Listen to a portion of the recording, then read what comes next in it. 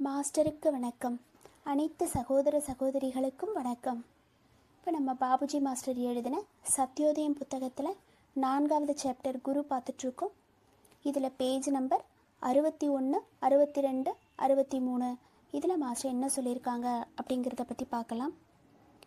ஆன்மீக பாதையில் முன்னேறணும் அப்படின்னும் போது குருவினுடைய துணை இல்லாமல் நிச்சயமாக அது சாத்தியமே இல்லை அப்படிங்கிறத சொல்கிறாங்க.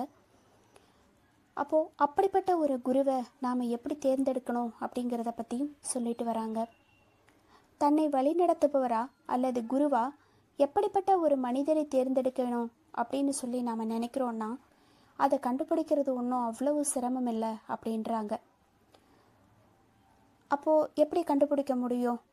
நம்மளுடைய நோக்கத்தை, அதாவது நம்மளுடைய அந்த உள்ளார்ந்த லட்சியத்தை இறுதி லட்சியத்தின் மேலே நாம் வச்சிட்டோம் அப்படின்னா அந்த இலக்குக்கு தகுதி இல்லாதவராக தெரியக்கூடிய யாராலையுமே நம்மளை திருப்திப்படுத்த முடியாது. நாம் அவங்க மூலமாக திருப்தியை அடைய மாட்டோம் அப்படின்றாங்க. ஓரொரு யோகியும் ஞானியும் ஆன்மீகத்தில் அவங்களுக்கே உரிய நிலையையும் முன்னேற்றத்தையும் அடைஞ்சிருப்பாங்க. அப்போது நாம் அவங்கள யார்கிட்டையாவது ஒருத்தரோட ஸ்ரத்தையோடையும் பக்தியோடையும் நாம் இணைச்சிக்கிட்டு அவரோட அந்த உச்ச நிலையுடன் நாம் ஒன்று சேர்ந்தோம் அப்படின்னா நாமும் அவர் அடைந்த அந்த நிலையை அடைவோம். அதாவது அந்த குரு எந்த நிலையில் இருக்கிறாரோ அந்த நிலை வரைக்கும் நாம் அடைவோம் அப்படின்னு சொல்கிறாங்க. அப்போ அதனால் யார் ஒருத்தர் உன்னதமான நிலையை அடைஞ்சிருக்கிறாங்களோ அவங்கள நாம் குருவாக தேர்ந்தெடுக்க வேண்டியது மிகவும் அவசியமாகிறது. துரதிர்ஷ்டவசமாக குறைந்த நிலையை அடைந்த ஒருத்தர் நாம் ஏதோ ஒரு காரணத்தினால தேர்ந்தெடுத்துட்டோம் அப்படின்னா நாமும் அதுக்கு ஏற்றபடி அந்த இறுதி நிலையிலேருந்து பின்தங்கி தான் இருப்போம். அதாவது எந்த நிலை வரைக்கும் ஒரு குரு அடைந்திருக்கிறாரோ அந்த நிலை வரைக்கும் தான் நம்மளால் போக முடியும், அதை தாண்டி போக முடியாது அப்படின்றாங்க. பொதுவாக ஒரு குரு விராட் தேசம்னு சொல்லக்கூடிய பிரம்மாண்ட மண்டலத்தினுடைய நிலையாவது அடைந்திருந்தால் மட்டும்தான் மற்றவங்களுக்கு ஆன்மீக குருவாகிறதுக்கு தகுதியுள்ளவர் அப்படின்னு சொல்லலாம். அதாவது அந்த பிரம்மாண்ட் மண்டலம் அப்படிங்கிறது 6வது புள்ளியிலிருந்து 6வது சக்கரத்திலிருந்து ஆரம்பமாகுது. இதய சக்கரத்தை கடந்த நிலை 2 புருவங்களுக்கு மத்தியில் இருக்கக்கூடிய அந்த 6வது சக்கரம். அப்போது குறைந்தபட்சம் அந்த ஒரு நிலையவாவது குரு அடைந்திருக்கணும் அப்படின்றாங்க. அப்போது அந்த நிலையை அடைந்த ஒருத்தங்களினுடைய திறமை எப்படி இருக்கும் அப்படின்னா பௌதீக உலகில் நடக்கிற ஒரு விஷயங்கள் முன்கூட்டியே அந்த பிரம்மாண்ட மண்டலத்தில் சூட்சமமான உருவத்தில் அவங்களுக்கு தோன்றுகிறது. இப்போ நம்ம மாஸ்டர்ஸுக்கு இந்த பூமியில் நடக்கக்கூடிய விஷயங்கள் எப்போ நடக்கக்கூடிய விஷயங்கள் எல்லாம் முன்கூட்டியே அவங்க சொல்கிறாங்க அப்படின்னா அதற்கான காரணம் அப்படிங்கிறது இதுதான். அந்த பிரம்மாண்ட் மண்டலத்தில் அவங்களுக்கு அந்த உள்ளே இருந்து சூட்சமமான ரூபத்தில் அவங்களுக்கு தெரிய ஆரம்பிச்சிடும். அதனால தான் அந்த நிலையை அடைந்தவர்களால் பின்னாடி நடக்க போகிற விஷயங்களை அவங்களால அவ்வளோ ஒரு தெளிவாக சொல்ல முடியுது. அப்போது எந்த குருநாதர் அந்த மண்டலத்தோட தொடர்பில் இருக்கிறாரோ அவர் என்றைக்குமே வற்றாத சக்தியோட நிரந்தர தொடர்பு கொண்டவராக இருக்கிறாரு. அப்போ அந்த வற்றாத சக்திங்கிறது ஆதி மூலம், அந்த இறுதி நிலை, அந்த நிலையோட அவங்க நிரந்தர தொடர்பு கொண்டவராக இருக்கிறாரு அப்படின்றாங்க.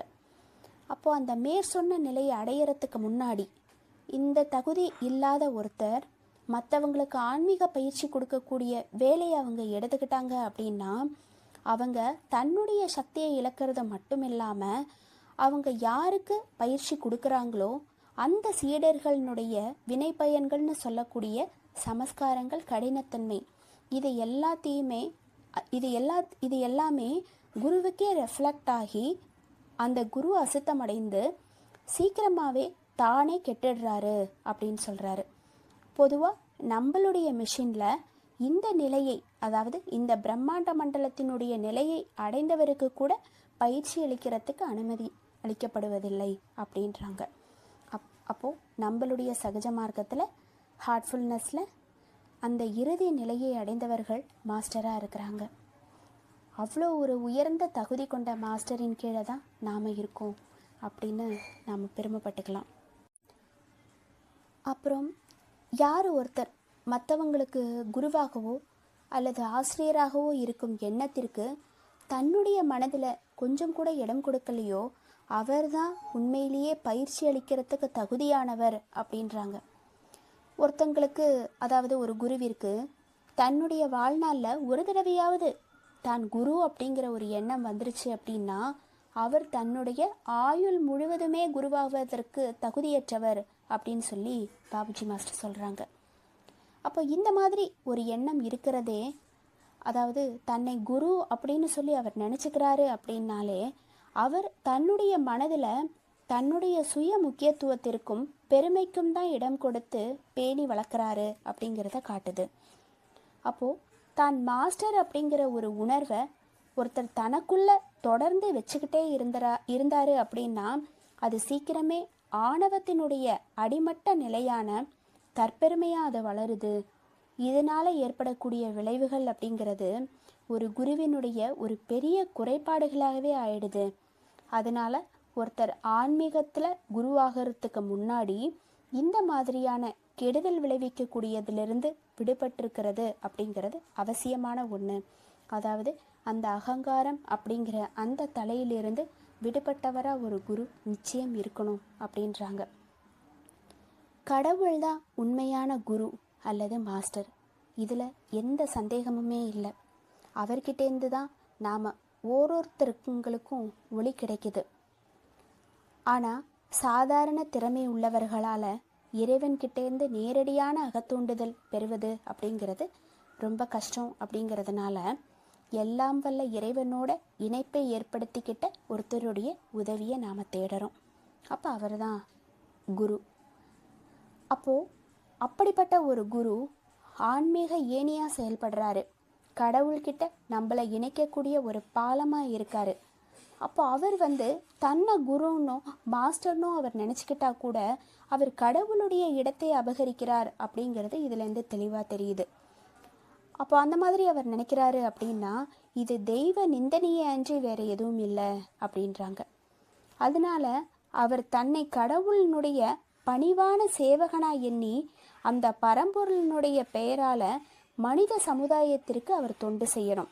அப்போ கடவுளினுடைய ஒரு தொண்டு புரியறவராக அவர் தன்னை நினச்சிக்கணும். அப்போ அந்த மாதிரி அவர் நினச்சிக்கும் போது இங்கே அகங்காரத்திற்கு கொஞ்சம் கூட இடம் இருக்காது. இன்னைக்கு துரதிருஷ்டவசமாக எல்லா இடத்துலையுமே காணப்படுற அந்த ஆணவத்தினுடைய தீய விளைவுகளுக்கும் இடம் இருக்காது. எங்கே இந்த மாதிரியான ஒரு அகங்காரம் சம்பந்தப்பட்ட கேடுகள் இருக்குதோ அங்கே சத்திய நிலை அறவே இருக்காது அப்படின்றாரு. குரு அல்லது போதகர் அப்படிங்கிறவர் தன்னுடைய மேன்மை அல்லது உயர்வு இந்த மாதிரியான உணர்வுகளுக்கு தன்னுடைய இதயத்தில் கொஞ்சம் கூட இடம் கொடுக்கக்கூடாது. அவர் தன்னை மனித சமுதாயத்திற்கு தொண்டு செய்ய வந்த மிக தாழ்மையான சேவகனாகவோ அல்லது நண்பனாகவோ தான் கருதணும் அப்படின்றாங்க. இதுதான் ஒரு உயர்ந்த குருவினுடைய ஒரு பண்பு அப்படின்னு சொல்லி மாஸ்டர் சொல்கிறாரு. மதிப்பிற்குரிய என் மாஸ்டர் இதற்கு ஒரு உதாரணமாக திகழ்ந்தார் அப்படின்னு பாபுஜி மாஸ்டர் லாலாஜி மாஸ்டரை சொல்கிறாரு. அவர் தன்னுடைய வாழ்நாள் முழுவதும் தன்னோடு இருந்தவர்களை ஒரு சகோதரர்களாக பாவித்து வந்தார். அவர் தன்னுடைய சீடர்கள் அவங்கள தன்னுடைய சீடர்கள் அப்படிங்கிற ஒரு எண்ணம் கூட ஒரு முறை கூட அவர் மனதில் தோன்றியதே இல்லை. அவங்க எல்லாரையுமே தன்னுடைய சகோதரர்களாக மட்டும்தான் அவர் நினச்சிட்டு இருந்தார். அவர் தன்னுடைய சீடர்களுக்கும் கூட தனிப்பட்ட முறையில் பணிவிடை செய்ய எப்போவுமே தயாராக இருந்திருக்கிறாரு. பல முறை சீடர்களுக்கும் அவங்களுக்கே தெரியாமல் சேவை செய்தும் இருக்கிறாரு அப்படின்னு சொல்கிறாங்க.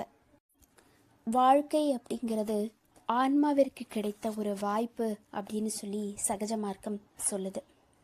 ஆன்மா அப்படிங்கிறது பழைய பிறவிகளில் தான் சேர்த்துக்கிட்ட அந்த சமஸ்காரங்களால் மறுபடியும் இங்கே இந்த பூமிக்கு தன்னுடைய விருப்பப்படி தான் விரும்பின சூழ்நிலையில் பெற்றோர்களை தேர்ந்தெடுத்து தன்னுடைய சமஸ்காரங்களை தீர்த்துக்கிறதுக்காகவும் மோட்சம் முக்தி வீடு பேறு இதை அடையறதுக்காகவும் ஒரு ஆன்மா வருது. இது தொன்று தொட்டு வரக்கூடிய ஒரு விவேகம். அதனால தான் இந்த உலகம் இந்த பூமியை கர்ம பூமி அப்படின்னு சொல்லுது. அப்போது அந்த சமஸ்காரங்கள் எல்லாத்தையுமே தீக்கிறதுக்கும் அந்த இறுதி நிலையான அந்த கடவுளை அடையறதுக்கும் நமக்கு உதவி செய்யக்கூடியவராக குரு மட்டும்தான் இருக்கிறாரு. அப்போது அதனால தான் சாஸ்திரங்களும் சரி, சனாதன தர்மமும் சரி, குரு மட்டுமே உதவ முடியும் அப்படின்னு சொல்லுது. அதனால தான் குரு பிரம்மா குரு விஷ்ணு அப்படின்னும் சொல்கிறாங்க. ஆச்சாரிய தேவோ பவ அப்படின்னு சொல்லியும் வேதம் சொல்லுது. அப்போ குருவிற்கு தான் இந்த இடத்துல அதிகமான ஒரு முக்கியத்துவம் அப்படிங்கிறது கொடுக்குறாங்க. ஆச்சாரியா அப்படின்றது அதாவது குருவை பற்றி தான் சொல்லப்படுறது இல்லையா? அப்போது அந்த ஆச்சாரியர் அப்படிங்கிறவர் நம்மளுடைய உடல், மனம், அறிவு இதை எல்லாத்தையுமே கவனிச்சுக்கிறதோட மட்டும் இல்லாமல் நம்மளுடைய ஆன்மாவையும் சேர்த்து கவனிச்சுக்கிறாரு. அப்போ அவர் முழுமையானவர். அவர்கிட்ட தான் நம்மளுடைய வாழ்க்கையை முழுமையாக நிர்வகிக்கக்கூடிய ஒரு பொறுப்பை நாம் ஒப்படைக்கிறோம். அவர் நம்மளுடைய உடல், மனம், ஆன்மா இதை எல்லாத்தையுமே பராமரிக்கிறாரு. அப்படிங்கிறதுனால அவர் ஒரு உயர்ந்த நிலையை வகிக்கிறாரு. அப்போது அப்படிப்பட்ட ஒரு மாஸ்டரை நாம் கண்டுபிடிச்சிட்டோம் அப்படின்னா அவர் மாஸ்டர் அதாவது அவரை உங்ககிட்டேருந்து பிரிக்க முடியாதபடி நீங்கள் அவரை விட்டு விலகாமல் இருக்கும்படி பிணைச்சிக்கோங்க அப்படின்னு சொல்லி மாஸ்டர் சொல்கிறாங்க. மாஸ்டருக்கு நன்றி. அனைத்து சகோதர சகோதரிகளுக்கும் நன்றி.